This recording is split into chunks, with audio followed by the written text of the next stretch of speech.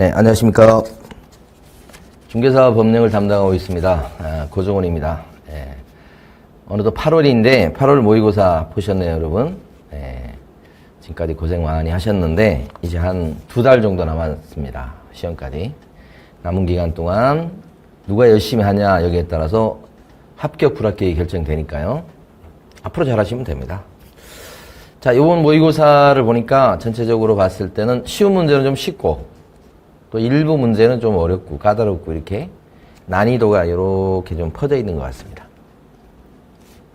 대체적으로 보면 뭐 난이도가 막 그렇게 어렵다 이 정도까지는 아니고요. 자, 그러면 문제를 하나씩 보도록 하겠습니다. 용어에 대한 얘기가 처음에 나옵니다. 자, 중개는 중개 대상물에 대해서 틀린 걸 고르라고 했죠, 지금. 거래 당사자 간의 매매, 교환, 임대차, 그 밖에 권리의 득실 변경에 관한 행위를 알선시켜주는 게 중개다. 중개가 되려면 3가지 조건 갖춰야 되는데, 물건, 계약하는 거, 알선이니까. 맞죠? 자, 두 번째는 보증원은 공인중개사가 아닌 자로서 이렇게 나왔습니다. 개업 공인중개사에 소속되어. 여기까지 맞죠? 그 다음에 개업 공인중개사의 중개 업무와 관련된 이렇게 돼 있어요. 그러니까 중개 업무를 본다는 뜻이 아니고 중개 업무와 관련된 단순한 업무를 보조해 주는 사람을 말한다. 자격증 안 갖고 있으면서요. 맞죠? 3번 중개업은 다른 사람의 의뢰에 의하여 4가지 조건을 갖춰야 되죠. 의뢰가 있어야 되고 보수 챙겨야 되죠. 또 그 다음에 중개해 주는 것을 자, 영업적으로 해야 될 것이다. 그것도 맞고 4번은 개업 공인중개사인 법인의 사원이나 임원 높은 사람인데요. 자격증을 갖고 있는 사람은 소공에 포함이 되죠. 그러니까 맞는 얘기입니다. 그렇지만 5번은 공인중개사는 하면 어떻게 됩니까? 우리 중개사법에 따라서 공인중개사 자격을 취득한 자 이렇게 하셔야 되죠. 등록한 자 그렇게 되면 이건 개업 공인중개사를 얘기하는 거죠. 그러니까 이것을 등록한 자가 아니고 공인중개사 자격을 취득한 자 이렇게 하셔야 돼요. 자, 5번이 틀린 거예요. 2번은 중개대상물에 해당되지 않는 것은 이거 좀 쉬워서 기억본에 요 길게 써놨습니다만 이게 임목이죠. 임목 되는 겁니다. 이건. 자, 니은번은 기둥, 지붕, 주비약 이런 걸 갖췄는데 짓고 있죠, 지금. 등기 안 났죠. 그래도 건물은 건물인 거니까 되는 거예요.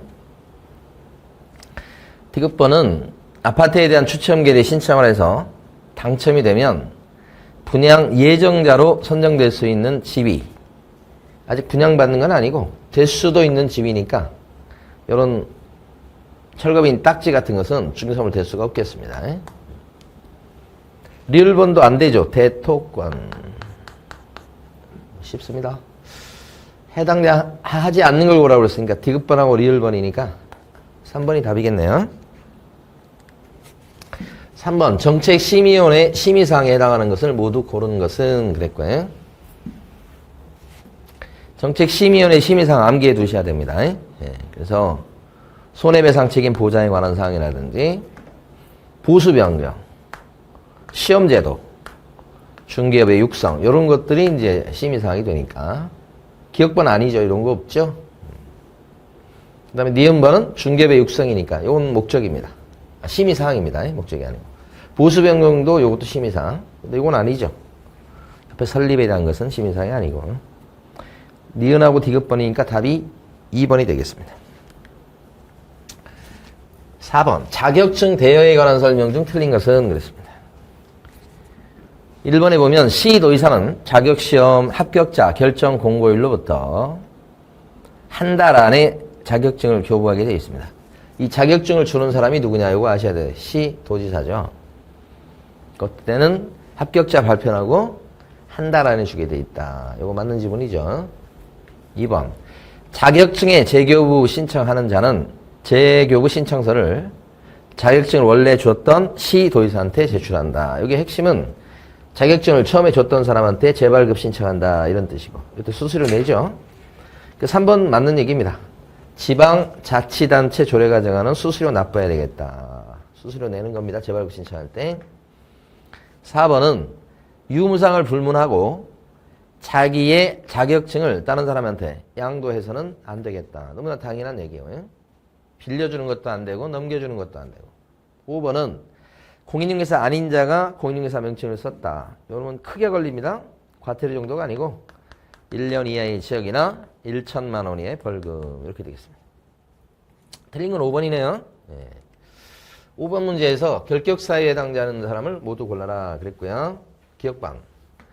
금고 이상의 실형을 선고받고 집행이 면제된 날부터 이게 집행 면제됐다 이러면 특별사면 같은 걸 얘기하죠. 그러면 그때부터 3년 동안 결격자인데 3년 지났겠냐 이렇게 보는 거죠. 2년이 됐으니까 3년이 아직 지나지 않았죠. 그러니까 이 사람은 결격자. 니은번 중개사법을 위반해서 500만 원 벌금을 물었다고 하면 결격자가 될 건데 과태료 물었기 때문에 과태료는 형벌이 아니잖아요. 결격자가 아니고 뭐 몇 년은 의미 없습니다. 디귿번은 집행유예를 받고 유예기간이 만료되고 끝나고 또 2년이 지나야 벗어나는데 안 지났죠 끝에. 그렇게 되면 이 사람은 결격자가 되겠습니다. 결격 사유에 해당되는 사람은 기억하고 디귿번이니까 답이 3번입니다. 6번 중개업에 관한 설명으로 틀린 것은 1번 이 비법인 사단은 법인이 아니다 이런 뜻이죠. 원래 이제 등록할 수 있는 것은 공인중개사 자격증을 갖고 있거나 아니면 법인일 때 등록할 수 있는 거잖아요. 근데 법인이 아니죠. 등록할 수가 없다 이렇게 하셔야 되니까 답이 바로 1번이에요. 자, 2번 법인인 개업 공인중개사가 중개업 그 다음에 또 하나가 개업 공인중개사를 상대로 하는 중개업의 경영기법과 경영정보 제공 이렇게 되면 경영 컨설팅이죠. 이것도 14조의 법인 업무에 들어가는 거잖아요. 두 가지 업무를 하고 있다. 이걸 할 거다. 이렇게 됐을 때는 중개법인 업무에 합당하죠. 두 가지를 같이 할 수 있습니다. 3번에 보면 이 중개법인이 등록관청 관할구역 외의 지역에다가 사무실을 분사무소를 두려고 합니다. 둘 수 있죠? 이때는 설치 신고하셔야 돼요. 정확히 등록관청은 어디 얘기합니까? 주된 사무소, 소재지 관할 등록관청이 하는 겁니다. 4번 개업공인중개사는 천막 그 밖에 이동이 용이한 임시중개시설물을 설치할 수가 있다 없다 없다 맞죠? 천막, 파라솔 이런 거 컨테이너 갖다 놓고 하면 안 되는 거죠. 자, 그 다음에 5번 개업공인중개사는 의뢰받은 중개대상물에 대한 표시 광고할 때 보조원에 관한 사항을 명시해서는 안 된다. 보조원에 관한 사항은 광고할 때 드러내면 안 되겠다. 다 맞는데 1번이 틀렸죠 여러분? 자, 그 다음에 7번 갑니다. 3천만 원 이하의 과태료 사유에 해당하는 것은 그랬습니다. 요건 보니까 거래 신고 등에 관한 법이네요. 그럼 1번 신고관청에 관련 자료 제출 요구에도 대금 지급을 증명할 수 있는 자료를 제출하지 아니한 자. 이렇게 대금 지급을 증빙하는 자료를 내라고 그랬더니 안 냈다. 이렇게 되면 이게 3천만 원 이하의 과태료입니다. 이것도 답이 1번이네요. 2번 토지거래 허가구역 내에서 토지거래 허가를 받은 사항을 변경하려고 했을 때 허가받은 사항과 다른 내용을 바꾸고 싶을 때는 변경 허가를 또 받으셔야 되는데 변경 허가를 안 받고 토지거래 계약을 체결했다. 이렇게 되면 토지거래 허가 안 받은 게 돼서 2년 이하의 징역이나 땅 가격에 공시가 기준입니다만 땅 가격의 30% 이하의 벌금을 물리겠다. 이렇게 되고요. 3번 외국인이 경매로 대한민국 안에 부동산을 취득한 후 취득신고를 하지 않았다. 이렇게 나왔죠. 경매로 취득했을 때는 취득신고를 6개월 이내에 취득신고 하셔야 되고 6개월 내에 취득신고 해야 될 걸 안 했을 때는 100만 원 이하의 과태료 이렇게 되니까요. 정답은 아니죠 또. 4번 개업공인중개사에게 부동산 거래 신고를 하지 아니하게 했다. 이렇게 못하게 만들었다. 이렇게 되면 500만 원 이하의 과태료가 됩니다. 신고 안 해도 500과고요. 늦게 신고해도 500만 원 이하의 과태료인데 신고 못하게 옆에서 조장하거나 방조하거나 이렇게 요구했을 때도. 5번은 부동산 매매 계약을 체결한 후 신고 의무자 아닌 자로서 신고 의무자든 아니든 상관없이 뒤에 무슨 잘못했냐면 거짓 신고했죠. 그러면 취득가액의 100분의 10 이하의 이것도 과태료죠. 거짓 신고한 거. 네. 취득가액의 100분의 10 이하의 과태료 이렇게 부과하도록 되어 있습니다. 그러니까 답이 여기서는 1번이 되겠습니다. 8번이요. 일반 중개계약과 전속 중개계약에 관한 설명 중 옳은 것은 1번. 일반 중개계약을 체결하는 경우에도 거래 정보망에 중개 대상물에 대한 정보를 공개할 수 있다. 일반 중개계약은 정보 공개할 의무는 없지만 공개할 수는 있고요. 맞는 얘기네. 자, 2번. 일반 중개계약서 및 전속 중개계약서 모두 3년간 보존한다. 전속 중개계약서는 3년간 보존하는 게 맞지만 일반 중개계약서는 아니에요. 보존 기간에 대한 규정이 없습니다. 예. 3번. 개업 공인중개사가 전속 중개계약을 체결한 때는 중개 의뢰인 손님에게 일주일에 2회 이상, 요거 잘못됐네, 그죠? 2주일에 한 번 이상은 보고하게 돼 있다. 문서로 해야 되죠. 저거에 틀렸네, 앞쪽이. 4번. 개업 공인중개사가 국토유통부령으로 정하는 전속중개계약서에 의하지 않고 전속중개계약을 체결하는 행위는 등록 취소 사유에 전속중개계약서 안 쓴 것은 등록 취소까지는 아니고 6개월 이하의 범위에서 업무정지를 명할 수 있다. 업무정지 사유인 거죠. 5번. 일반 중개계약서는 시행규칙 별지 서식이 없지만 벌써 틀렸습니다. 일반 중개계약서도 시행규칙 별지 서식이 있어요. 요 시행규칙 별지 서식을 법정서식이다 라고 얘기합니다. 이걸 국토교통부령이 정하는 서식이다. 다 같은 얘기입니다. 그 다음에 표준서식이다. 다 같은 얘기들. 있어요. 있어. 전속은요? 당연히 있고요. 근데 전속중개계약서는 전속중개계약을 체결할 때 이 법정서식을 반드시 써야 되고요. 일반 중개계약서는 법정서식이 똑같이 있지만 저것은 꼭 써야 될 의무는 없다. 이렇게 보는 거예요. 자, 답은 1번이었고요. 9번 갑니다. 확인설명서에서 보니까 주거용 건축물에 대한 확인설명서입니다. 보니 그때 기본 확인사항이 아닌 것은 확인설명서 양식이 이번에 개정이 됐습니다. 7월 초에. 그래서 올해 이제 그게 반영돼서 나올 가능성이 높죠. 높은 게 아니라 뭐 나오겠죠. 안 내면 이상한 거죠. 그 중에서 여기 보면 이런 농특세 이런 세금은 기본 확인사항 쪽에 들어갑니다. 취득세라든지. 관리비 금액, 요거 이제 요 관리비가 이번에 새로 들어갔죠. 여기. 포함 비모, 관리비, 부과 방식 이런 거. 관리비에 관련된 게 추가됐는데 이것도 기본 쪽입니다. 관리 관한 사항 난해 적잖아요. 그 다음에 주차장, 교육시설 이렇게 돼 있잖아요. 여기서 얘기한 그 주차장 요것은 입지에 관련된 거니까 기본 확인사항이 맞아요. 근데 교육시설도 입지죠. 요것도 기본 확인사항이 되겠습니다.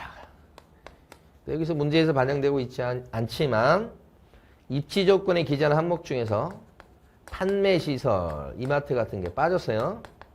그 다음에 의료시설, 종합병원 이런 게 빠졌습니다. 그 이번 개정에 또 도드라진 점이죠. 그러니까 이런 게 입지 조건이 이제 없어요. 요건 있습니다. 기본 쪽이죠. 크게 보면 기본 확인. 이게 반대 개념이 세부 확인사항 아닙니까?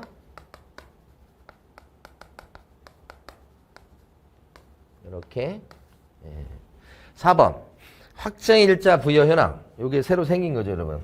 확정일자 부여 현황 전입세대 확인서. 요것은 항목 중에서 네 번째 항목인 확인설명서. 주거용 건축물에 대한 확인설명서 네 번째 항목인 임대차 확인사항 난에 적는 겁니다. 요 새로 생겼죠. 그 중에 이걸 적고 어쨌거나 임대차 확인사항도 기본 확인사항 족보에 들어가는 겁니다. 기본 쪽입니다. 기본 확인사항. 기본 확인사항은 개업공인중개사가 직접 확인해서 적어준다. 이런 것들이 됩니다. 예. 요 임대차 확인사항에는 요거 말고도 뭐 한 4가지 정도가 더 있죠. 뭐 최우선 면적권에 대한 얘기라든지 갱신요건이라든지 민간임대 등록에 관한 그런 내용들이라든지 뭐 그런 것들이 좀 전입세대 확인서도 있고 그래서 좀 더 있죠. 요거 출제가 특히 유력한 부분이니까 잘 봐두셔야 됩니다. 이 항목을. 난방 방식 연료 공급. 요것은 내외부 시설물의 상태죠. 요게 이제 세부 확인 사항 쪽에 들어가는 겁니다. 그래서 기본이 아닌 것은 5번이 답이에요. 자, 10번입니다. 부수의 제한에 관한 설명으로 옳은 것을 골라라 그랬습니다. 질문 3개네요. 기억반. 중개자 법령상 보수 제한에 관한 규정은 공매 물건에 대한 취득의 알선 행위에도 중개보수의 법적 한도 규정은 적용된다입니다. 맞습니다. 경매 알선이나 대리는 저 매수신청 대리인의 그 등록 예규에서 중개보수에 대한 한도를 정해놨어요. 거기서. 공매는 그런 게 없단 말이에요. 그래서 공매는 그래도 많이 받으면 안 되기 때문에 중개보수 쪽을 적용시킬 수밖에 없다. 조문이 없기 때문에 적용됩니다. 원하는 만큼 자기 원하는 만큼 듬뿍 받을 수는 없는 거예요. 공매. 니은번 중개 대상물인 건축물이 주택과 주택 외의 용도가 혼합된 복합 건축물일 때는 이 복합 건축물이다 이런 표현을 씁니다. 그래서 세법에서는 겸용주택 이런 표현을 쓰고 실무에서는 상가주택 이런 표현을 많이 쓰죠. 그랬을 때 면적 가지고 따지죠. 주택의 면적이 2분의 1, 딱 절반입니다. 그러면 법정 한도가 주택 따라갑니다. 여기서 주택 외 법정 한도가 적용됩니다. 보수 규정이 적용됩니다. 이게 다 틀렸죠? 딱 절반일 때는 주택 따라간다. 아무래도 소비자한테 조금 유리하게 해석하는 겁니다. 그래서 그렇게 정해놓은 겁니다. 딱 절반부터 주택의 면적이 주택 외 부분의 면적하고 같거나 크면 주택에 대한 법정 한도인 시도 조례표가 적용됩니다. 그 뜻이에요. 좀 보수가 싸지게 돼요. 디귿번 개업 공인중개사는 중개 대상물에 대해서 거래 계약이 완료되지 않았을 경우에 중개 의뢰인과 중개인에 상응하는 보수를 지급하기로 약정을 했다. 이럴 경우는 굉장히 드물겠습니다. 계약이 안 돼도 보수를 주기로 약정해요. 그 보수는 법정 한도가 일반적인 중개 보수에 대한 법정 한도를 적용해야 되겠다. 맞는 얘기죠. 그래야 되지. 만약에 계약이 됐었을 때도 중개 보수가 법정 한도가 우리 중개사법에 따라서 규제를 받는데 계약이 안 돼도 보수를 준다 그랬을 때 그 보수는 당연히 법정 한도가 정해지는 게 순리죠. 그래서 적용되지 않는다는 게 X죠. 그러면 옳은 것을 골라라 그러니까 기억반 하나밖에 없네요. 오케이. 11번입니다. 가로 안에 들어갈 게 뭘까요? 큰 거부터 작은 거 순으로 바르게 연결한 것을. 그러니까 들어갈 게 뭐냐? 요거 이제 하는 거예요. 보니까 인터넷 광고 모니터링 기관은 이렇게 돼 있죠. 수시 모니터링 업무에 따른 결과 보고서를 제출하는데 수시 모니터링 업무가 완료된 때부터 며칠 내에 국장한테 제출하도록 되어 있습니까? 수시 모니터링 보고서는 15일. 상대적으로 기본 모니터링의 결과 보고서는요. 30일이죠. 바뀌지 않도록 잘 구별하시고 2번 개설 등록이 취소한 자는 처분을 받을 때부터 이 등록증을 갖다가 반납하는 그 기간이 7일이죠. 이건 훨씬 쉽고. 자, 3번 개업 공인중개사는 소속 공인중개사 또는 보주원과의 고용관계가 종료가 되면 그때는 종료된 날부터 며칠 안에 등록관청에 신고해야 되겠다. 10일이죠. 요 고용신고는 언제까지 하셔야 되고 고용신고는 고용신고 언제까지 하시고 업무 개시 전 업무 개시 전까지 하고요. 종료신고는 10일이네. 그러니까 이렇게 되는 바람에 기간으로 봤을 때 큰 거부터 작은 거는 이게 제일 크네요. 요거 그러니까 기억, 디귿, 니은 이렇게 되겠습니다. 1번이 답인 것 같네요. 답이 1번. 계약서 작성에 관한 설명 중 옳은 것은 1번 중개사가 국토교통부 장관이 정하는 계약서에 표준이 되는 서식을 사용하지 아니하면 등록관청은 취소시켜야 된다. 등록을. 근데 써야 될 의무가 없잖아요. 그러니까 틀린 얘기입니다. 안 써도 괜찮아요. 현실적으로 국토교통부 장관이 정한 표준 서식 없어요. 응? 법정 서식이 없다고요. 그러니까 신뢰할 쓸 수도 없어요. 2번 계약서가 전자문서 및 전자거래 기본법에 따른 전자문서센터에 보관된 경우 이건 예외죠. 그럼 사무실에 따로 계약서를 보존할 필요가 없겠습니다. 그런데 보존해야 된다도 틀렸고 3년도 틀렸고 그죠? 아니 보존할 의무 자체가 없으니까 이 자체도 뭐 틀렸다고 봐야죠. 응? 그러니까 원래는 사무실에다가 계약서 보존해야 되는데 전자계약을 했을 때는 그럴 때는 중개사무실에 따로 계약서를 이렇게 문서로 된 걸 보존할 필요가 없다 이런 뜻이에요. 3번 중개사가 하나의 거래계약에 대해서 서로 다른 둘 이상의 계약서를 작성했다. 이중계약서. 근데 누가 그렇게 한 거냐면 개업 공인중개사 사장님이 한 거죠. 이렇게 되면 등록 취소할 수 있는 사유 이렇게 되죠. 6개월 범위 안에서 업무를 업무 등록 취소할 수 있는 사유니까 업무정지 사유도 되는 거예요. 그러니까 요구이 틀렸다는 게 아닙니다. 업무정지를 명할 수 있어. 등록 취소하는 수 있는 사유니까 임등치 사유니까. 그런데 시도이사가 하는 게 아니거든요. 업무정지나 등록 취소 누가 해요? 등록관청이 하는 거니까 이거 틀렸습니다. 4번 개업 공인중개사가 계약서에 거래 금액 등 내용을 거짓으로 기재했을 때는 1년 이하의 징역이나 1천만 원 이하의 벌금으로 처벌한다. 이 징역 벌금 없습니다. 다운계약서나 업계약서 썼을 때. 그러니까 틀렸죠? 등록 취소할 수 있는 사유만 되고. 5번 매도인의 담보 책임에 면제 특약이 있다. 이런 특약을 할 수 있고 안 할 수도 있는데 했다면 이건 필수 기재사항에 들어갑니다. 분쟁 막으려고 하는 거잖아요. 기재사항이. 그래서 요게 맞네. 5번 질문이 맞네요. 네, 옳은 것은 5번. 자, 13번입니다. 등록 취소하여야 하는 사유로 명시되지 않은 것은 그랬습니다. 업무정지 기간 중에 중개업무를 보면 괘씸하죠. 중짜. 영업정지 시켰는데 안 멈추잖아요. 등록을 잘라버려야지. 2번 법정 인원의 제한을 초과해서. 원래 이제 중개보존 고용할 때 숫자 제한이 있죠. 우리 개업 공인중개사랑 소공의 합친 수에 5배를 넘겨서 보존을 고용할 수 없죠. 그걸 사장님이 어기고 고용하게 되면 1년 이하의 징역이나 1천만 원의 벌금이면서 반드시 등록을 잘라야 되는 절대적 등록 취소 사유가 되겠죠. 얘는 절대적 등록 취소 사유가 되겠습니다. 보존 숫자 얘기니까요. 3번은 다른 개업 공인중개사에 소공이 되었다. 그러면 다른 개공에 소공이 되었다. 그러면 이중소속에 들어가서 개업 공인중개사 같은 경우는 절등치. 그죠? 이것도 절등치입니다. 이중소속. 4번은 단체를 만들어가지고 특정 물건을 중개해주지 말자고 하는 거잖아요. 중개를 제한한다는 거예요. 요게 이제 그 교란행위면서 금지행위가 되는 거죠. 그래서 이런 금지행위에 들어가는 거 있잖아요. 교란행위에 들어가는 이런 것들. 요것은 등록 취소할 수 있는 임의적 등록 취소 사유에 들어가요. 그러니까 이게 답이네요. 남은 반드시 따라야 될 것들. 저 5번도 마찬가지죠. 보니까 과태료 1번 뭐 있으나만 하고 업무정지 2번 다시 업무정지잖아요. 여기 업무정지 2번 쌓인 상태에서 다시 업무정지 받을 짓을 했으니까 이때는 업무정지 아니고 뭐예요? 등록을 취소시켜야 되죠. 반드시 그래야 되죠. 답이 4번이에요. 자, 14번.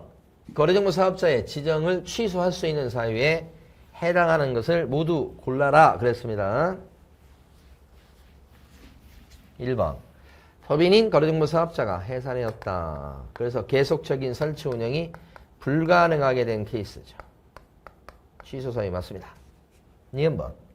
정당한 사유 없이 지정받은 날부터 6개월 안에 정보망을 설치 운영하지 않았다. 6개월 안에 설치 운영하게 되는 게 아니고 지정받고서 1년 안에 설치 운영을 하게 돼 있죠.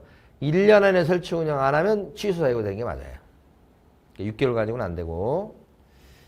디귿번.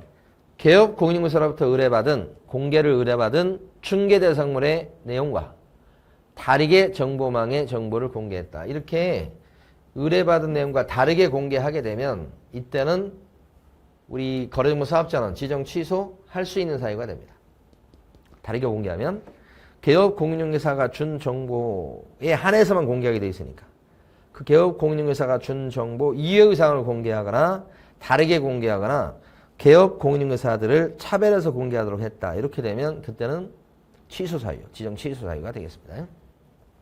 리얼번 정보망의 이용 및 정보 제공 방법 등에 관한 운영규정을 위반해서 거래 정보망을 운영했다. 운영규정을 위반했다. 이렇게 나오죠. 운영규정을 위반해서 정보망을 운영했다. 이렇게 되면 이것도 지정 취소사유죠. 다 지정 취소사유가 되는데 요거 틀렸어요. 그래서 이제 결론적으로 얘는 취소사유는 아직 아니고 이렇게 되는 거죠. 그러니까 기억, 디귿, 리얼이니까 4번이 답이네요. 15번입니다. 3년 이하의 지역이나 3천만 원 이하의 벌금 거기에 처해지는 행위가 아닌 것은 그랬습니다. 자, 아닌 걸 고르라고 하는 겁니다. 3년 이하의 지역이나 3천만 원 이하의 벌금 그게 아닌 것. 관계법령에서 양도가 금지된 부동산의 분양 관련 있는 증서의 매매를 중개해 준 거예요. 증서 얘기 나와요. 요 대표적인 증서가 뭐냐면 청약 통장 같은 거 얘기합니다. 이러한 청약 저축 증서, 이런 부금 통장 이런 것들은 사고 팔지 못하게 돼 있으니까 그걸 중개해줘도 걸리고 크게 걸려요. 형량이 세죠. 2번은 무등록 중개업자인 걸 알면서 그를 통해서 의뢰를 받았다 이렇게 돼 있죠. 이렇게 되면 무등록 중개업을 했다는 게 아니고 그 무등록 중개업을 하는 사람이랑 이렇게 협조를 했다는 거니까 협력을 했다는 거니까 형량이 좀 줄어들어요. 이게 답이 2번이에요. 그래서 3번 부당한 이익을 얻을 목적으로 거짓으로 거래가 완료된 것처럼 꾸미는 등 중개대상물의 시세에 부당한 영향을 주었다. 요게 시세 조작시키는 거예요. 가격을 갖다가 이렇게 높은 물건인 것처럼 이렇게 조작하는 거예요. 시세 조작이라고 하죠. 이것도 이제 교란행위에 들어갑니다. 정확히는 이제 금지행위 중에서 요 7가지 교란행위가 있어요. 요것은 7가지 교란행위는 그대로 금지행위이기도 합니다. 그리고 이런 7가지 교란행위는 전부 다 형량이 셉니다. 이렇게. 4번에 쌍방대리도 요 형량 세죠. 직접거래처럼 이렇게 되고요. 5번에 보존 등기나 이전 등기 안 한 부동산 그 매매를 중개하는 등 투기를 조장했다. 투기 조장행위도 이것도 나쁜 거예요. 그래서 형량이 셉니다. 3년 이하의 지역이나 3천만 원의 벌금 이렇게 되니까 거의 다 이렇게 되는데 2번만 형량이 조금 낮으니까 답이 2번이 되겠고 16번 협회에 대한 얘기네요. 틀린 것은 1번 협회는 대통령령으로 정하는 바에 따라서 매년도에 공제사업의 운용 실적을 일간신문, 협회보 등을 통해서 공제 가입한 사람한테 공시해야 되겠다. 매년. 정확히는 회계연도가 종료한 때부터 3개월 이내에 공시하고 인터넷 홈페이지에 게시하도록 되어 있는데 어쨌든 매년 공시합니다. 이 자체는 맞는 거죠. 응? 그런 말이 막 빠졌다고 틀렸다고 하시면 안 되고 그 다음에 쉽네요. 2번 지급 여력 비율 같은 경우는 100분의 100 이상이죠. 그러면 이제 밑에 것들은 다 맞는 얘기겠죠. 어? 중요한 지문들이지만 실제 시험에서는 2번이 너무 확실하게 틀리기 때문에 밑에 걸 읽으시면 안 되는 거예요. 또 진짜 맞는가 또 확인해보고 그러면 시간 다 도망가요.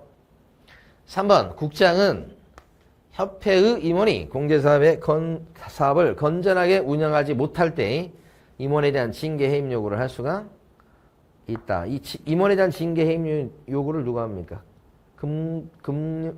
금융감독원 원장이 하는 게 아니에요. 누가 합니까? 국토유통부 장관이 한다는 게 중요해요. 자, 그 다음에도 국토유통부 장관이 또 나섭니다.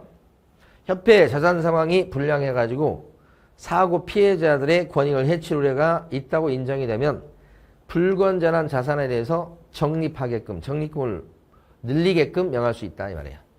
네, 이런 건 이제 개선명령이죠. 이것도. 이런 개선명령 중에 하나인데 이것도 국장이 하는 거예요. 국토유통부 장관이 한다는 게 중요해요. 금감원장이 하는 게 아니고요. 그 다음에 5번. 책임 준비금을 다른 용도로 사용코드 했을 때는 국토유통부 장관의 승인을 얻어야 되겠다. 그랬죠? 그러니까 책임 준비금을 다른 용도로 돌려쓰려고 했을 때는 역시 국장의 승인이 필요하다. 승인이란 용어도 알아두셔야 돼요. 승인권자가 국장입니다. 금융감독원장의 승인 그러시면 안 되고요. 국토교통부 장관의 승인 이렇게. 중요한 지문들이긴 한데 다 맞네요. 2번이 틀린 거. 17번. 보수에 대한 얘기가 또 나왔습니다. 옳은 것은 보수는 보통 한 두 문제 정도 출제가 되죠. 1번. 개업 공인중개사의 과실로 의뢰인 간의 거래 행위가 취소가 되었을 때 과실이라고 돼 있죠. 이게 누구 탓이죠? 누구 실수죠? 사장님이 실수예요. 이렇게 되면 우리 사장님은 중개보수 못 받지요. 응? 자기가 잘못했는데 그래서 취소가 되는 거니까. 이럴 때는 보수를 받을 수가 없다라고 하셔야 되죠. 옳은 거 고르는 거네요. 자, 2번. 개업공인중개사는 권리를 취득하고자 하는 의뢰인으로부터 중개 대상물의 권리관계 등 확인에 소요된 실비를 받을 수 있다. 이렇게 권리관계를 파악하면서 등기부 열람비용 같은 게 생길 수 있죠. 그건 권리를 취득하려는 사람한테 받는 게 아니고 팔아먹을 사람, 이전하려는 사람, 세를 놀려는 사람이 있죠. 그런 사람한테 받는 게 맞죠. 응? 그 사람 물건 세 놔주려고 등기부 띄워보고 막 그런 거니까. 3번. 토지 임대차를 중개했을 때는 당사자 일방으로부터 받을 수 있는 보수의 요율은 토지는 주택 외 물건에 들어가죠. 근데 오피스텔 이런 건 아니기 때문에 이때는 매매든 임대차든 뭐든 지상권 설정이든 뭐든 0.9까지 받죠. 1,000분의 요거 4가 아니고 뭐예요? 9 이렇게 되죠. 3번도 틀렸네요. 토지 임대차도 1,000분의 8 그러시면 안 돼요. 이거 무조건 1,000분의 9예요. 저것은. 4번. 중개보수 지급 시기에 대한 개업 공인중개사와 중개 의뢰인 간의 약정이 있으면 그 약정에 따르는데 그 시기로 없을 적에는 대금 지급이 완료된 날이다. 예. 많이 나오는 거죠. 잔금시다 이런 뜻이 돼요. 5번. 주택 외 중개대상물의 중개에 대한 보수는 주택 외 물건은 위에 나왔던 토지나 상가나 공장 이런 거 얘기합니다. 오피스텔도 주택의 물건에 들어갑니다. 이때는 시도 조례표가 있습니까요? 그딴 거 없어요. 국토교통부령으로 법정 한도를 정하고 끝입니다. 조례표가 없습니다. 틀렸죠? 그러면 옳은 것은 4번. 오케이. 자, 제재 처분 효과의 승계 등에 관한 설명으로 옳은 것을 모두 고른 것은 그랬습니다. 기억봐. 폐업 전 개업 공인중개사에게 한 업무정지 처분의 효과는 폐업하기 전에 이 사람이 벌써 업무정지 받았네요. 그 효과가 이제 널 이제 따라다니죠. 이 처분일로부터 언제까지 따라다닙니까? 업무정지 받은 날부터 1년간 승계죠. 이 효과를 전과라고 생각하세요. 효과, 전과. 전과는 언제까지 따라다니냐? 1년. 예. 폐업기간이 6개월인 재등록한 개공에 대해서 폐업신고 전에 사무소에 업무정지 사유에 해당하는 위반행위를 이유로 행정처분할 수가 있다. 이렇게. 6개월인 재등록한 개공에 대해서 폐업 전 사무소에 업무정지 사유에 해당하는 위반행위를 이유로 행정처분할 수 있다. 그러니까 여기 보면 폐업 전에 무슨 잘못했죠, 지금? 업무정지 받을 짓을 한 거죠, 지금. 그리고 폐업을 한 거죠. 그때 폐업 기간에 따라서는 재등록 이후에 업무정지를 때릴 수 있고 없고 그러는데 업무정지니까 폐업 기간이 1년 넘어가면 업무정지 못 때리는 거예요. 근데 6개월이었죠. 그럼 재등록하면 기다렸다가 업무정지 때릴 수 있습니다. 요거 때문에 그렇죠? 1년 안 남았으니까. 디귿번. 폐업 전에 개업 공인중개사에게 한 과태료 부과 처분의 효과는 전과 기록은 이렇게 처분일로부터 1년간 따라다니죠. 그럼 10개월이 됐을 때는 더 잘 따라다니겠죠. 승계된다 하셔야 됩니다. 리얼번. 폐업기간이 4년인 재등록한 개공에게 폐업기간이 4년이 됐다 그러면 이제 볼장 다 봤어요. 폐업 전에 등록 취소 사유가 있을지언정 폐업기간이 4년 됐으니까 더 이상 등록 취소할 수가 없겠죠? 맞죠? 그러니까 기억번 빼고 다 맞는 얘기가 되니까요. 답은 4번이겠네요. 니은, 디귿, 리얼. 자, 등록 기준에 부합하는 것을 모두 고른 것은 쉬운 문제입니다. 이런 거 틀리면 안 되시고. 기억번. 중개업이랑 주거 이전에 부수되는 용역업을 자, 요것이 포인트야. 주거 이전에 부수되는 용역에 알선업을 할 수 있는 거지, 소개업을 할 수 있는 거지, 용역업, 그 자체를 할 수 있는 게 아니야. 그러니까 이건 등록이 안 되겠죠. 응? 설립 목적이 안 맞아서 그런 거예요. 이런 거 모르고 있으면 안 됩니다. 니은벌은 건축물 대장이 기재된 건물의 사무실을 전세로 확보했다. 전세로 어떤 자기 소유 건물이든 상관없어요. 근데 가설 건축물 대장은 뭐예요? 빠진다. 요거 보셔야 돼요.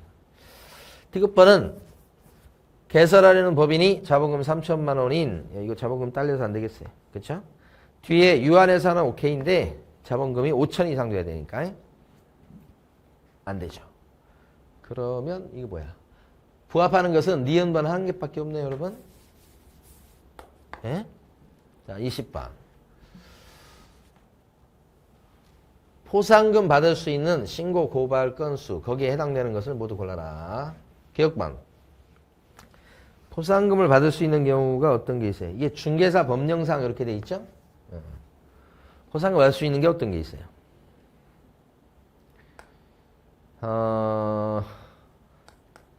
막 증 빌려주고 막 빌려받고 이런 거 있잖아요.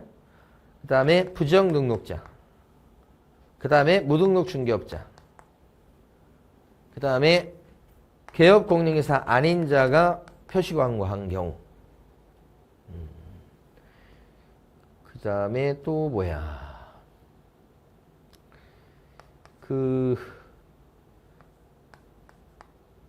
7가지 교란행위 있어요.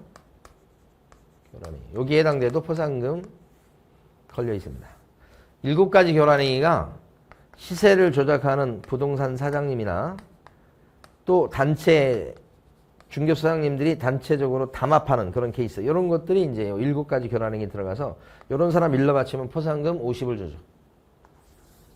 또 이제 반대로 분여회 쪽에서 개업 공인중개사의 업무를 방해하는 게 있어요. 분여회 쪽에서 특정 부동산에만 가자고 막 하는 거, 특정 부동산에는 절대 가지 말자고 하는 거, 그 다음에 자기들 아파트를 10억 이하로는 팔지 말자 이렇게 하는 거예요. 그 다음에 사장님들한테, 부동산 사장님들한테 높게 좀 광고해달라고 압박 넣는 거예요. 그 다음에 비협조적인 부동산 사장님한테 광고하는 행위를 방해 놓는 거예요. 방해죄. 광고 올린 걸 막 광고 못하게 하니까 방해하는 거예요. 요 7가지 교란행위. 그래서 요런 것들이 포상금 걸려있는 사유죠. 그래서 기억번에 있는 이중으로 등록을 했다. 이것은 여기 포상금하고 관련이 없잖아요. 없죠, 여기. 아닌 자가 중개대상물에 대한 표시광고했다고 하는 것은 요거잖아요. 아닌 자, 요거. 아닌 자가 개업 공인중개사 아닌 사람이 표시광고했다. 그럼 어떻게 돼요? 요것은 1학년 일반인데 요런 사람 잃으면 포상금을 50 줘요. 부재간 방법으로 자격을 취득했다. 요 부는 부재간 방법으로 등록했다는 거예요. 자격증이 아니고. 그러니까 여기도 포상금이 없죠. 그러니까 포상금 걸려있는 건 니은번 한 개니까 답이 2번인 거예요. 네. 자, 다시 21번부터 보도록 하겠습니다. 21번부터 보면요. 자격 취소에 관한 설명 중 틀린 것은 했습니다. 1번은 조심할 게 시도의사가 공인중개사 직무와 관련해서 형법상 사기죄로 벌금 300만 원 이상을 선고받은 사람은 자격을 잘라야 된다 이렇게 했는데, 이 자격 취소 사유가 되려면 이 형법상 직무 관련해서 사기죄인데 금고 이상 받으셔야 돼요. 이게 벌금으로서는 자격 잘릴 일이 없어요. 물론 자격 취소는 시도의사가 하는 건 맞긴 한데 사유가 되질 않아요. 그래서 X입니다. 1번이. 답이 그래서 1번이고, 나머지는 다 맞는 지문들인데 2번은 자격증을 처음에 줬던 시도지사랑 사무소 소재지에 관한 시도지사가 다를 경우에는 이 자격 취소에 필요한 절차를 하는 곳은 어디냐면 사무소 소재지에 관한 시도지사가 하는 거예요. 그래서 자격증을 줬던 시도지사한테 이렇게 통보하면 교부했던 시도지사가 취소 이렇게 하는 거예요. 그러니까 자격 취소 권한은 교부했던 시도지사에 고유 권한이다 이렇게 생각하셔야 돼요. 그걸 먼저 아시고. 그래서 필요한 절차는 사무소 소재지 관할 시도이사가 하고 불일치했을 때는 막상 자격 취소는 교부했던 시도이사가 하는 거죠. 3번 시도의사는 자격 취소 처분을 한 때는 5일 안에 다른 시도의사한테 통보해서 알리게 돼 있죠. 국장한테도 5일 내 통보입니다. 자격 취소니까 통보 이런 게 절차가 나와요. 4번 자격증을 대여를 이유로 해서 자격 취소를 하고 됐을 땐 청문합니까? 네. 자격증 대여, 양도 대여 다 이거 취소 사유에 들어가니까 할 적에는 청문을 거쳐야 되겠다. 맞고 5번 시도의사가 자격정리 기간 중에 다른 개업공인회사에 소공으로 일한다. 이렇게 되면 박탈이죠. 자격정리를 안 지켰으니까. 또 갑니다. 22번 쉬운 문제입니다. 여기 보면 그 토지거래 허가구역에서 허가가 필요한 면적을 물어보고 있습니다. 그래서 도시지역 같은 경우는 세부 용도 지역에 따라서 정해놨죠. 이 주거지역일 때는 60 넘어가면 허가받는다 이렇게 돼 있어요. 30 가지고는 허가받는 게 아니겠죠. 상업지역은 150을 초과했을 때 허가받는다 돼 있으니까 아이고 요거 받네. 그죠? 150 초과니까. 공업지역도 똑같습니다. 상업지역이랑 150 초과일 때 허가받는 건데 이건 100밖에 안 됐으니까 허가 안 받는 거네요. 녹지지역은 제일 이제 면적이 큽니다. 200이죠. 200. 200 안 됐죠? 그래서 이건 허가 필요가 없습니다. 근데 비도시지역으로 가게 되면 지목에 따라서 정해놨습니다. 지목이 이렇게 임야다 그러면 1000 넘어가야 되는 거죠. 농지다 이건 1000 넘어가야 되니까 1000 안 넘었죠. 허가 필요 없는 거예요. 농지다 그러면 500 넘어가야 허가 받는 것이고 그 밖에 기타 나머지 지목이다 그랬을 때는 250 초과했을 때 허가 받는 거고 이런 거죠. 자, 답이 2번이었고요. 그 다음에 23번. 정보체계 관리 대상 정보로 명시된 것은 모두 고른 것은 그렇습니다. 웬만한 건 다 여기 들어갑니다. 주택임대차 신고, 토지거래 허가, 외국인 특례, 특히 이제 등기 특별조치법에 따른 거민 요것도 정보체계 관리 시스템 거기에 집어넣도록 돼 있다. 다 들어가는 거예요. 24번입니다. 이거 외국인 특례 얘기를 물어봤습니다. 여기서는, 보니까 틀린 걸 고르세요. 그랬어요. 1번. 상속에 의해서 토지를 취득했다. 이때도 이제 취득신고 하셔야 됩니다. 상속이니까 6개월 내 취득신고 하셔야 되겠죠. 취득일로부터 60일입니다. 6개월입니다. 맞는 얘기. 건물을 신축하는 것도 이 상속처럼 신축을 통해서 소유권 취득하죠. 그럴 때도 6개월 내 취득신고 하셔야 되겠다. 이거 틀렸네.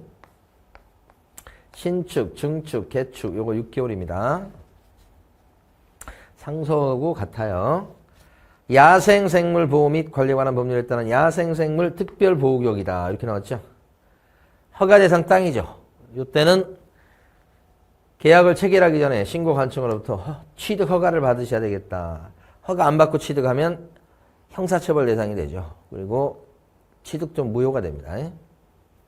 허가 받아야 된다. 맞고. 이게 허가 대상 지역이라는 걸 기억을 해 두셔야 되고. 4번에 생태경관 보존구역도 허가 대상 땅이죠. 그러면 허가 받으려고 허가 신청서를 넣으면 심사기간이 며칠이냐. 보통 일반적으로 15일이죠.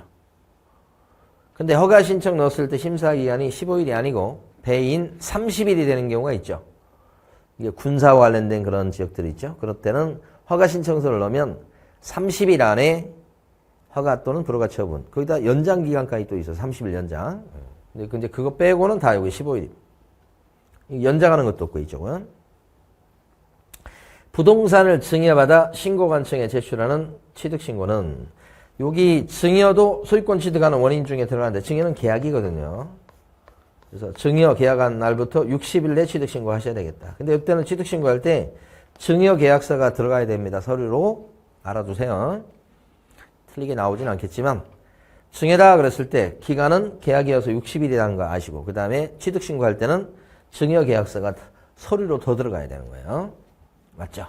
틀린 건 아까 2번이었어요. 네. 25번 가로 안에 들어갈 게 뭐냐 이렇게 보니까 자 시장군수구청장은 선매 대상 토지에 대해서 허가 신청이 있은 날부터 언제까지 선매자를 정해서 땅 임자한테 알려줘야 된다. 선매자 지정을 언제까지 하느냐. 여기 이제 잠깐 보면 선매제도가 뭔지 알죠?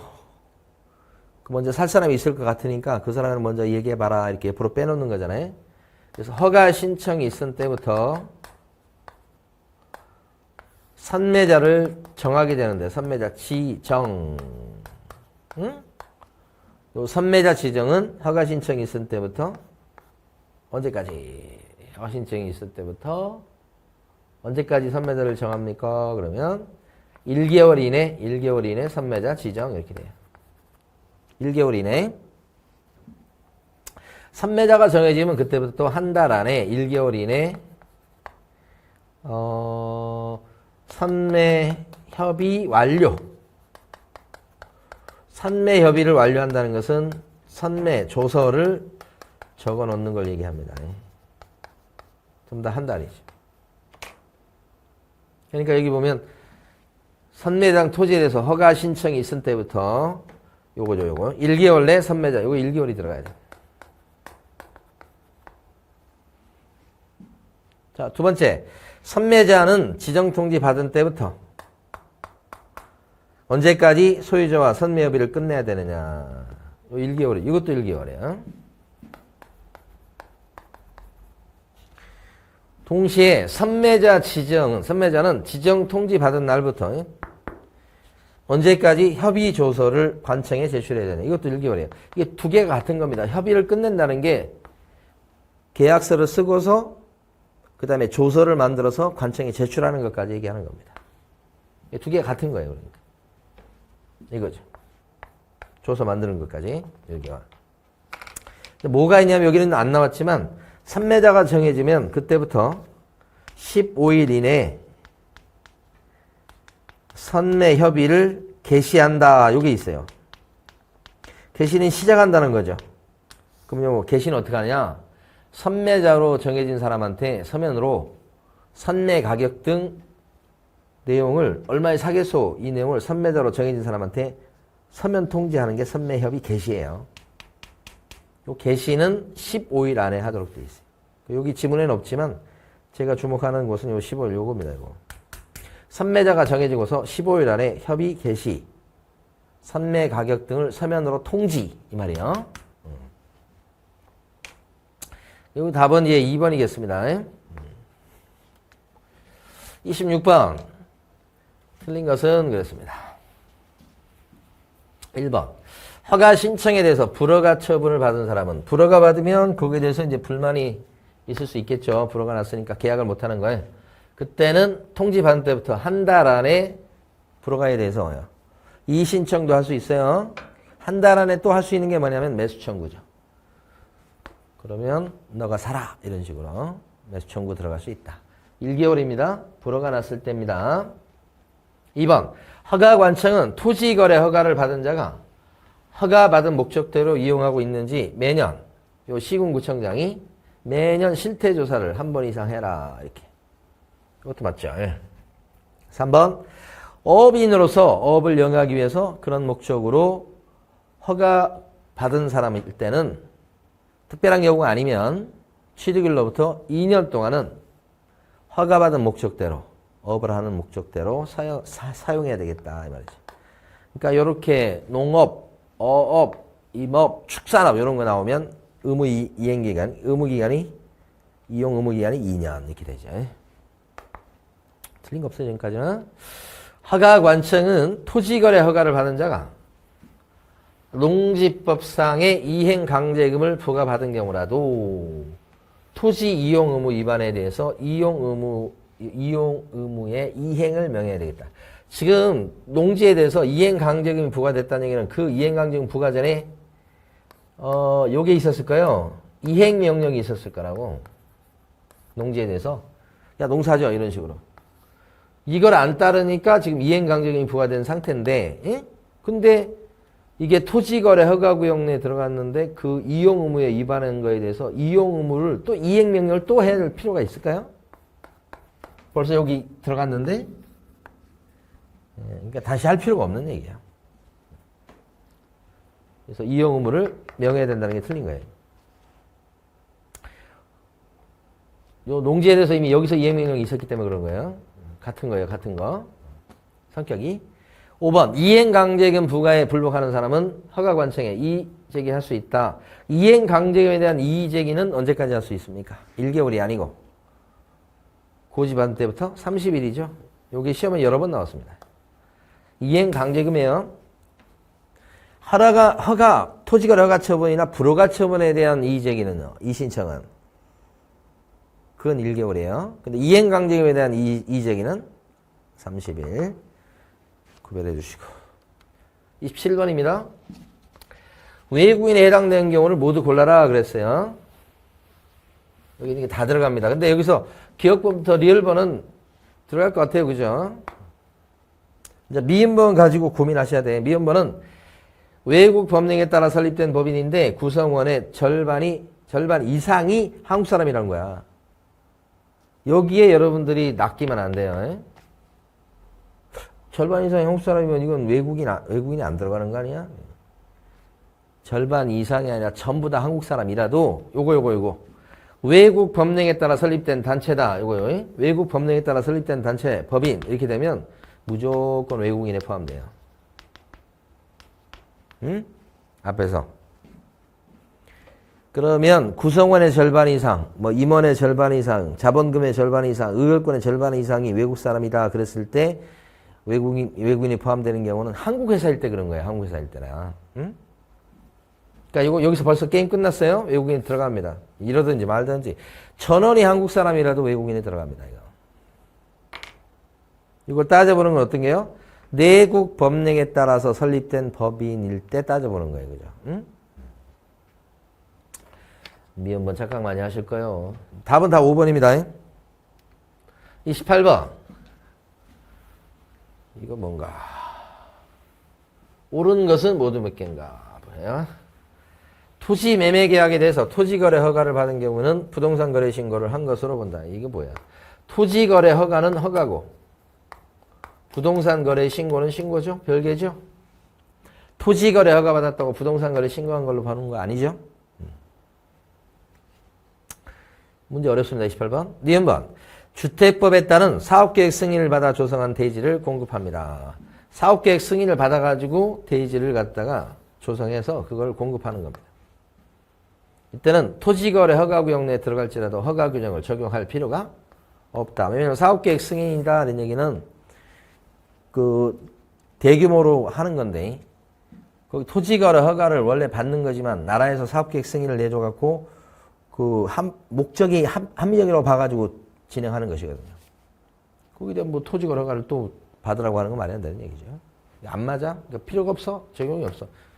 대규모 아파트 단지 짓거나 이런 거 얘기해요. 아무리 허가구역이다. 그럼 진행될 수 있도록 해야죠. 디귿번. 국토유통부 장관은 연 1회 이상 전국의 지가 변동률을 조사해야 되겠다. 맞죠, 이건? 요 전국의 지가 변동률을 조사하는 건 국장 맞습니다. 자, 리얼번. 토지 소유권자에게 부과된 이용에 관한 의무는 이용 의무 같은 게 있을 수 있잖아요. 그 소유권의 변동과 동시에 승계인에게 이전한다. 아시겠죠? 아니 그 이용 의무가 있었는데 A한테 근데 그 땅이 넘어가서 B한테 그럼 땅을 승계한다고 봐야지. 이용 의무를. 만약에 없어진다고 한다면 막 팔아버리게요. 그래서 여기서 옳은 것은 디귿하고 리얼이니까 두 개다 이렇게 됩니다.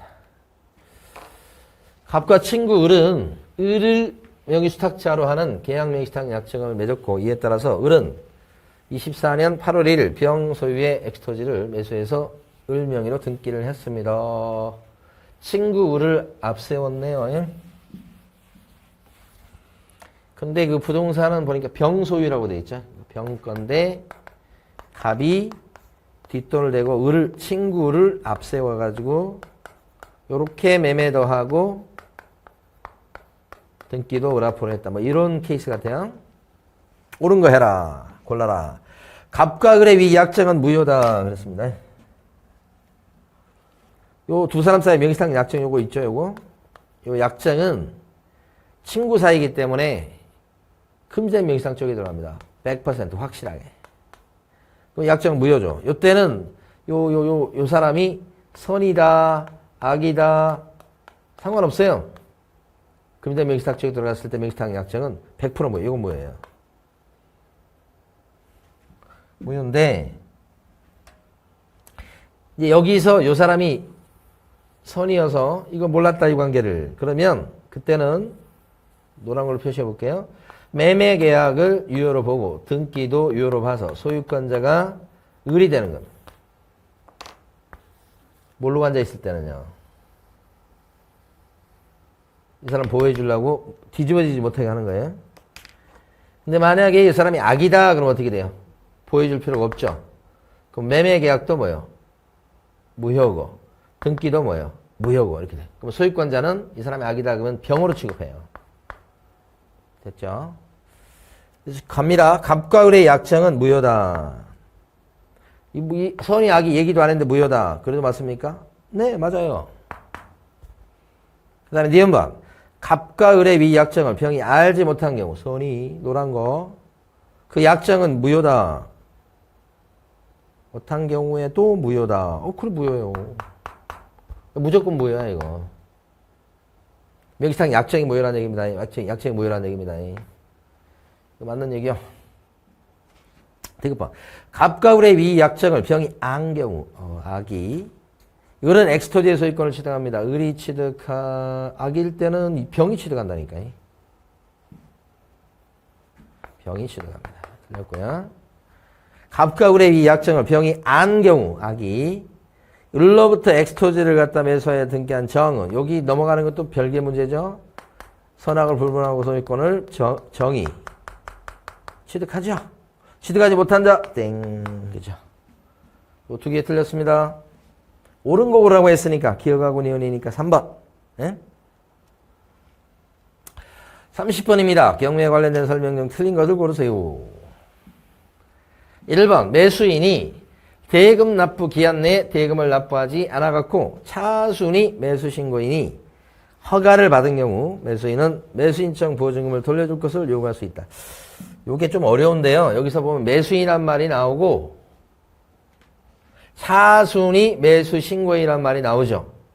이 사람은 원래 1등 낙찰 받았던 사람이고 근데 돈 안 내고 지금 그런 거죠. 이 사람은 그 1등 떨어진 사람인데 대기 순번자의 이름을 올려놓은 사예요. 대기 순번자. 그럼 이 사람은 기회가 오는 게 요 대금 납부를 매수인이 안 했을 때 기회가 오죠. 왔네. 그럼 이 사람한테 허가 내주고 이 차순위자 B한테 이 사람은 돈 안 냈기 때문에 그죠? 허가를 받아. 요때 이 사람이 돈 내야 됩니다. 이제 B가. 그때 A 원래 1등 먹은 사람은 보증금 찾아올 수 있어요? 몰수야 돈 안 냈었기 때문에 뭐 돌려줄 것을 요구해. 응? 보증금 떼요. A는 돈 안 냈기 때문에, 잔금 안 냈기 때문에. 2번 매수인은 법원이 정한 대금 지급 기한까지 대금을 지급해야 되겠다. 원래 이렇게 해야지. 근데 그걸 안 냈다는 거지. 3번 차순위 매수신고인은 오케이. 2등 먹었던 B 낙찰자, 원래 낙찰자 A가 대금을 납부해버리면 B는 이제 기회가 없어지잖아요. 근데 지금 자기는 걸었던 보증금 원래 찾아와야 될 건데 안 찾아오고 딱 걸어놨죠. 몰라서. 그때는 즉시 그 걸었던 보증금을 돌려줄 것을 요구할 수가 있어, 이 사람. 왜요? 자기한테 기회가 안 왔기 때문에. 응? 내놨던 매수인청 보증금을 찾아올 수 있다. 이건 맞는 거예요. A가 돈 안 내면 A는 떼이는 거예요. 자, 4번. 허가 결정이 확정되면 법원은 대금 지급 기한을 정해서 이를 매수인과 차순위 매수신고인한테 통지해야 되겠다. 기한이 딱 정해지면 언제까지 돈 내시오. 원래 1등짜리하고 대기 순번자에 올린 사람한테 이제 알려주게 되죠. 5번. 재매각을 하는 경우 종전에 정한 최저 매각 가격과 그 밖의 매각 조건을 적용합니다. 그랬죠? 요거 왜 그러냐면 재매각은 대금 납부가 이루어지지 않아서 다시 경매하는 걸 재매각이라고 그래요. 그때는 돈을 안 내서 그렇지 1등 먹은 사람이 있었죠. 최고가 쓴 사람이. 그래서 종전의 최저가로 다시 들어갑니다. 그 밖의 조건도 그대로. 그래서 맞는 얘기입니다. 5번은. 여기 이제 최저가가 다운되지 않아요. 최저가 다운되는 경우는 어떤 경우예요? 아무도 안 들어와서 유찰됐을 때나 최저 매각 가격을 상당히 낮추고 매각을 진행하게 되죠. 그때나 그렇지. 이런 재매각 경우는 가격 저감이 없어요. 31번. 상가금 임대차 보호법에 관한 설명으로 옳은 것을 모두 고른 것은? 이거 좀 어려워요.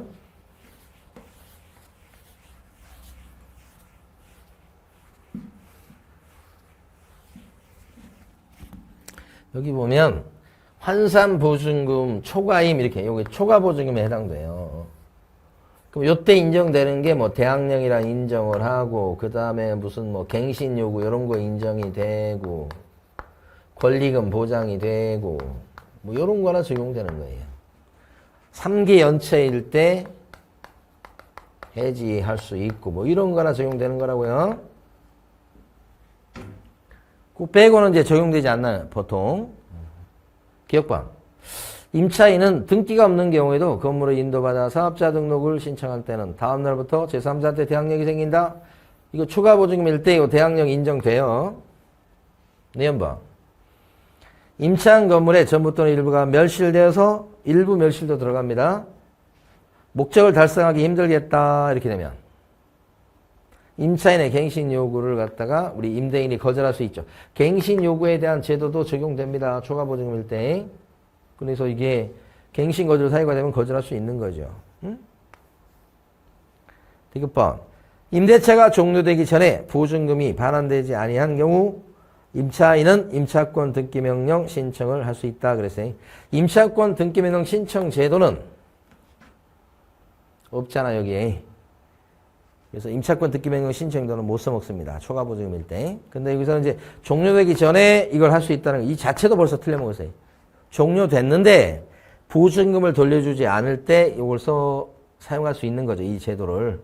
그러니까 이 자체도 벌써 틀렸고 또 이게 종료된 때라고 하더라도 그래서 보증금을 돌려받지 못한 때라고 적당한 말로 진짜 맞는 말로 나올지라도 요건 이 제도 자체가 없다는 거예요.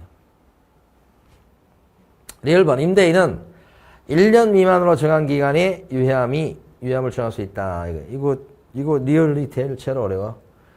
이 초과 보증금일 때, 뭐, 예를 들어서 기간을 뭐 6개월로 했다 그랬을 때도, 야, 그래도 한 1년은 장사할 수 있게 해줘야지. 이렇게.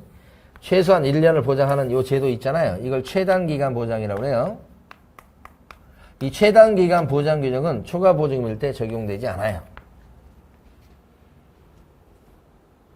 그러면 여기서 만약에 6개월로 계약을 했다. 그렇지. 이게 그 말이에요. 6개월로 계약을 했단 말이에요. 그럼 6개월 계약하면 6개월이요.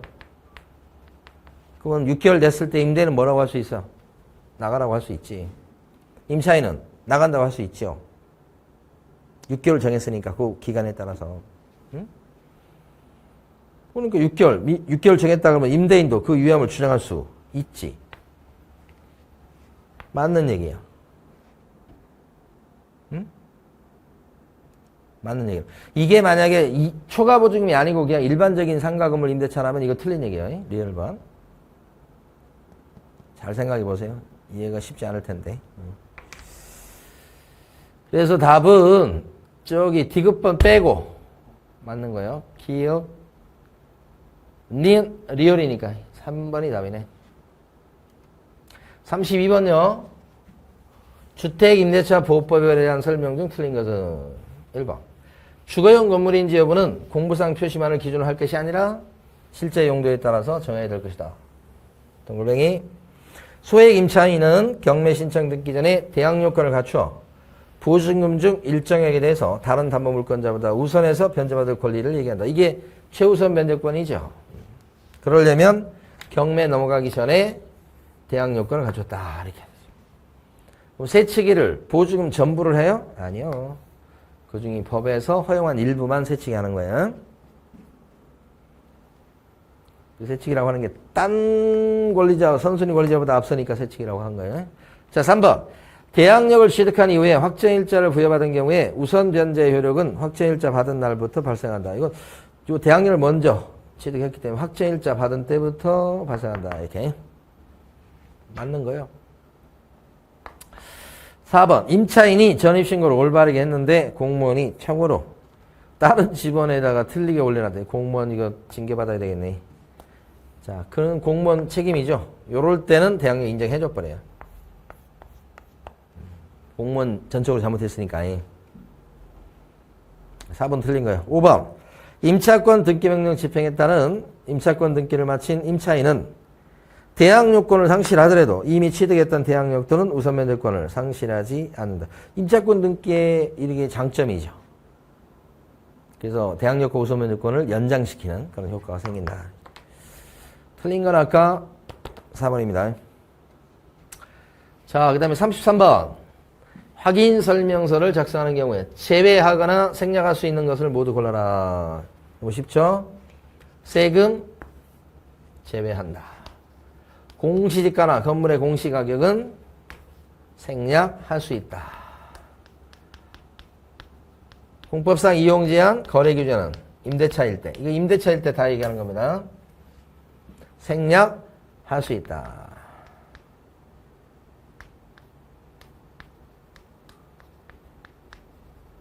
이렇게 세 개다. 실제 권리관계 또는 공시되지 않는 물건의 권리관한사. 이것은 임대차 금목은 생략하는 게 아니죠.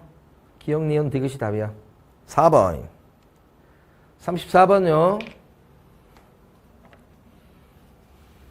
X토지를 매도하려는 갑하고 부동산 사장의 을은 중개사 법령에 따라서 전속중개계약을 체결하고 전속중개계약서를 작성했다. 설명으로 틀린 것은 1번 갑과 을이 전속중개계약의 유효기간을 2개월로 약정한 것은 그럴 수 있죠. 갑과 을은 전속중개계약서에서 서명 또는 날인이요. 맞았어요. 2번.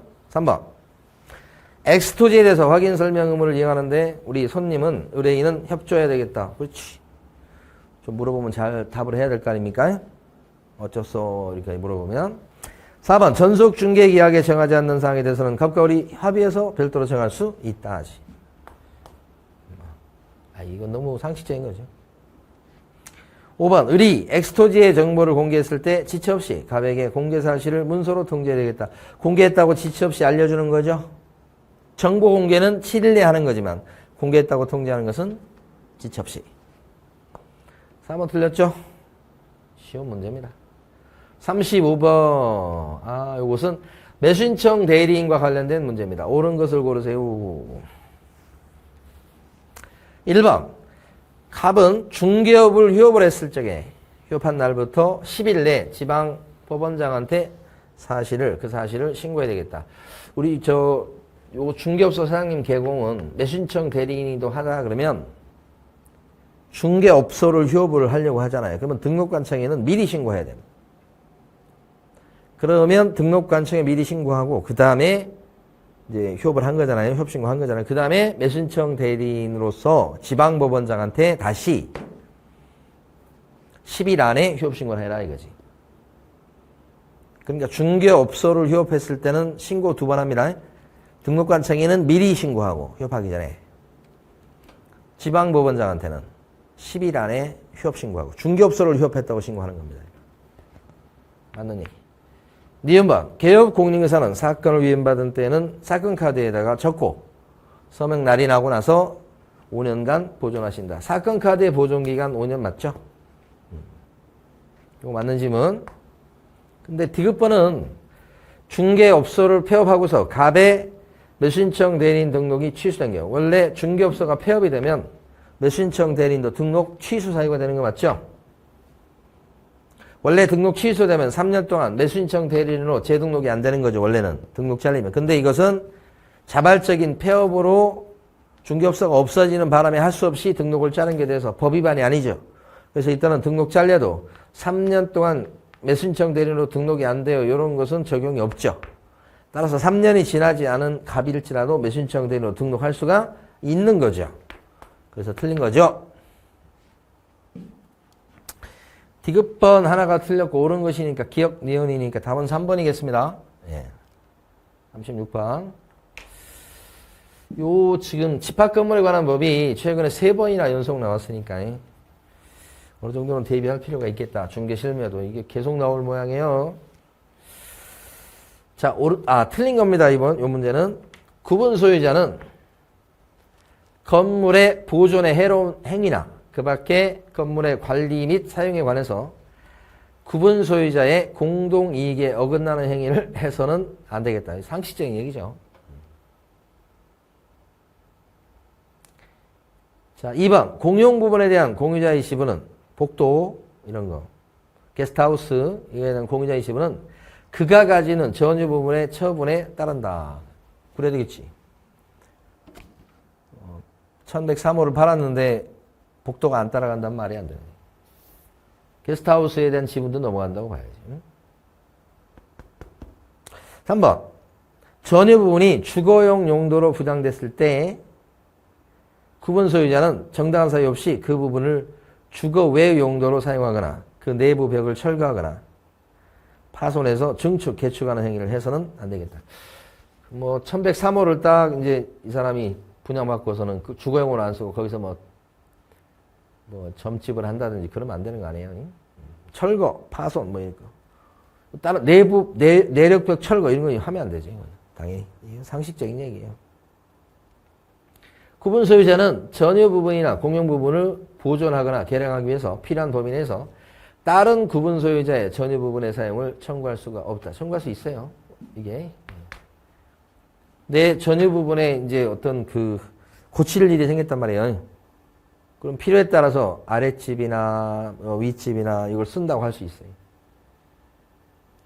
비가 새가지고 이렇게 아래쪽에 아랫집에 막 그렇게 벽지 다 졌고 밑에도 영향을 준다면 아랫집 가서 공사하고 막 그래야 될 거 아니에요.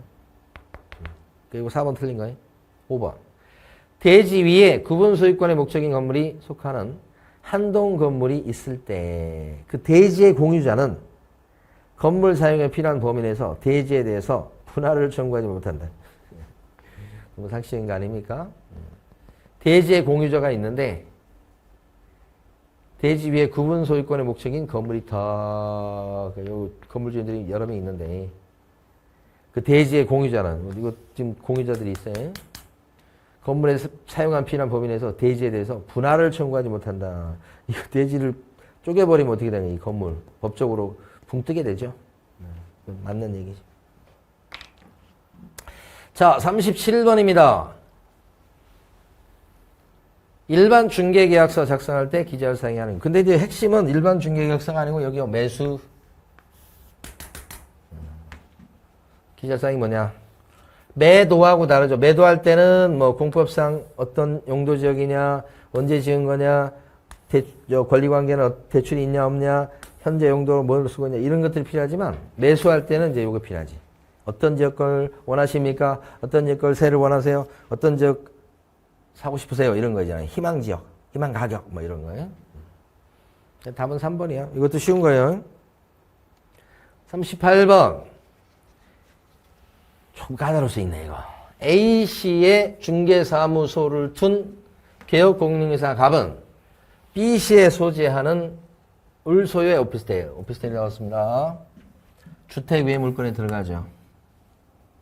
근데 전용 면적이 딱 보니까 80제곱미터라는 거 봤을 때 이게 이제 0.5, 0.4가 적용되는 그런 오피스텔이 들어가겠다. 중개보수가 그렇게 생각할 수 있겠고요. 쭉쭉쭉. 근데 매매를 중개했습니다. 매매. 그런데 이제 여기 보면 사무실은 A씨에 있고 B씨의 물건지입니다. 그러네. 근데 그런 것들이 이제 주의를 할 점이죠. 기억반. 갑이 을로부터 받을 수 있는 실비는, 실비 나왔죠? 실비는 주택이 됐든, 토지가 됐든, 상가가 됐든, 공장이 됐든, 오피스 됐든, 실비다 그러면 실비는 법정 한도를 시도조례로 정하도록 되어 있어요.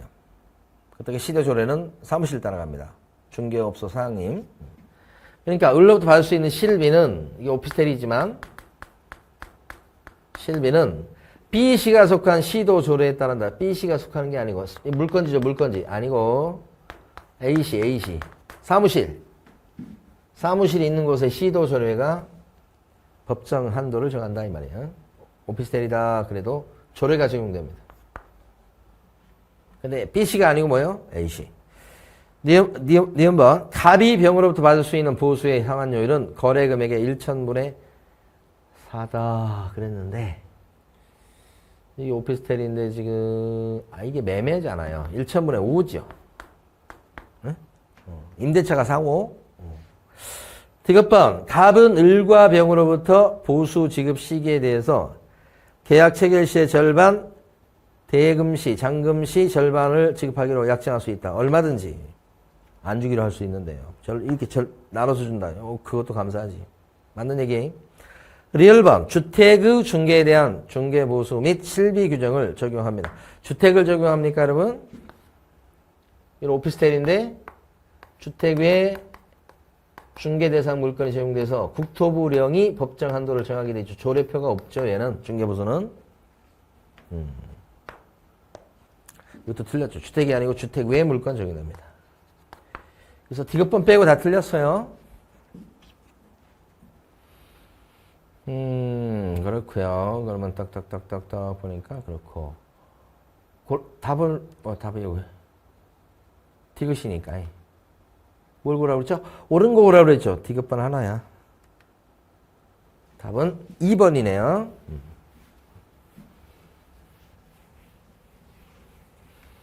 39번 틀린 것을 고르세요. 요 부동산 거래 신고 제도에서 부동산 거래 계약 신고서의 작성 요령, 작성 방법에 대한 것인데 틀린 걸 고르세요. 그랬습니다. 1번. 거래 대상의 종류가 공급 계약일 때는 물건별 거래 가격 및 총 실제 거래 가격을 적어줄 때 공급 계약이나 전매는 어떻게 해요? 부가가시세가 포함된 금액을 적습니까? 아니면 제외된 금액을 적습니까? 포함이죠. 공급 계약만 그런 게 아니고 전매도 그렇죠. 포함입니다. 근데 토지 건물에 대해서 금액을 적어줄 때는요. 부가가시세를 뺀 제외된 금액을 적습니다. 오케이. 자, 2번 외국인이 부동산을 매수할 때는 매수 용도란에 어디에 해당되는지 체크 표시하는 건 너무 당연하고요. 외국 사람 매수 용도.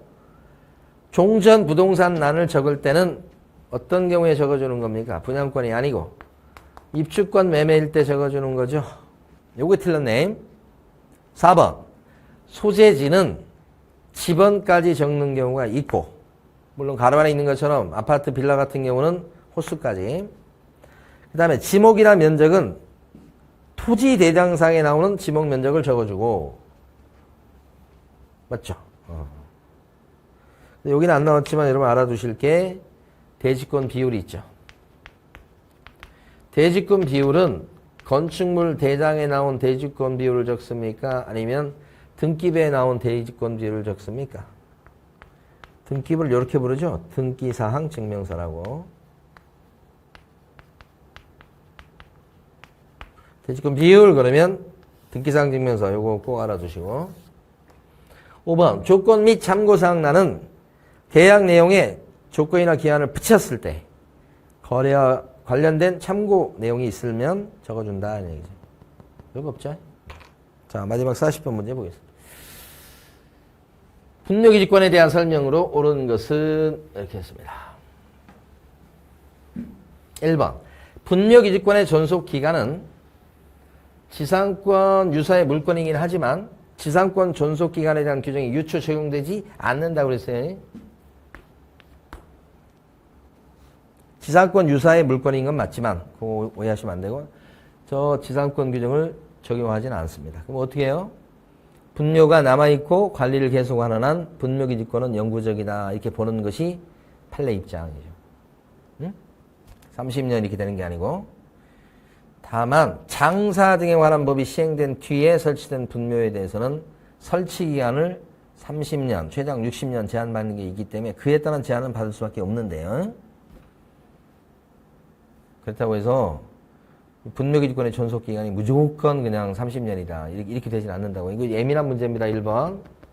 조심하셔야 돼요. 분묘기지권의 존속기간은 어떻게 되냐. 약정이 있으면 약정에 따르고 약정이 없을 때는 분묘가 남아있고 관리를 계속하는 한 분묘기지권은 존속한다. 이렇게 보는 거다. 이거에 대한 대답이 옳은 게 그거예요. 근데 그럴지라도 장사 등에 관한 법에서 설치 기한을 30년 제한하는 게 있으니까 장사 등에 관한 법이 시행된 뒤에 설치된 묘에 대해서는 영구적으로 설치하는 것은 이제 불가능하게 바뀌었다. 법이 만들어짐으로써 이게 이제 진실이죠. 그렇다고 무조건 존속기한 30년 그런 거 아니고. 자, 2번. 장사 등에 관한 법이 시행되기 전에 설치된 묘. 법 시행 전입니다. 근데 시행된 뒤에 시효 취득이 되겠냐. 옛날에 설치된 묘는 시효 취득 가능합니다. 20년간 평온 공연하게 묘자를 써왔다면 가능합니다. 다만 장사 등에 관한 법이 시행되기 전에 설치된 묘니까 인정이 되는 거예요. 장사 등에 관한 법이 시행된 뒤에 설치된 묘는요. 이제 죽었다 깨어나도 시효 취득 인정이 안 된다 하셨죠? 3번. 자기 소유 토지에 묘를 설치한 사람이 이장 특약 없이 토지를 양도함으로써 자기 땅에다 묘자를 해놨는데 땅 사는 사람이 옮겨달라고 얘기하는 거예요. 그러면 옛날 땅 주인은, 그래서 묘를 써놨던 땅 주인은 분묘기지권을 취득하죠. 이때는 지료를 지급할 의무가 없다. 아니, 어떻게 해요? 줘야 됩니다. 등기가 넘어간 그때부터 계산해서 줘야 됩니다. 달라고 하면. 4번. 분묘기지권을 시효로 취득한 사람은 땅 임자의 지료 지급 청구가 있으면 분묘기지권이 성립한 때부터 지료를 지급할 의무가 있다. 성립한 때가 아니고 지료 청구가 있은 날부터 좀 뒤겠죠. 그러니까 있은 날부터 줘야 된다 이 말이에요. 5번. 분묘기지권의 포기는 포기 의사표시로 충분하고 점유까지 포기해야만 소멸하게 되는 것은 아니다. 분묘기지권은 이장해 줄게라는 의사만 밝혀도 분묘기지권은 죽어버리고 분묘가 남아있다고 해도 분묘기지권은 없어졌으니까 약속을 지키셔야 된다 이 말이고 안 지키면 강제로 파낼 수 있다 이렇게 된다고. 응? 분묘기지권이 없어진 거니까요. 네, 오케이. 맞는 것은 몇 번입니까? 5번이죠. 5번. 네. 자, 이렇게 해서 우리 8회 모의고사 이제 9회 10회 한 2번 남았나요 모의고사? 나머지 모의고사도 여러분 잘 대비하셔서 모의고사 잘 보시고 실전 시험도 잘 보시고 그러셔야 돼요. 틀린 지문 같은 것들 보면 다시 틀릴 확률이 높으니까 여러 번 다시 봐야 되겠어요. 여러분. 그것부터 하셔야 됩니다. 네. 자, 수고 많으셨습니다. 감사합니다.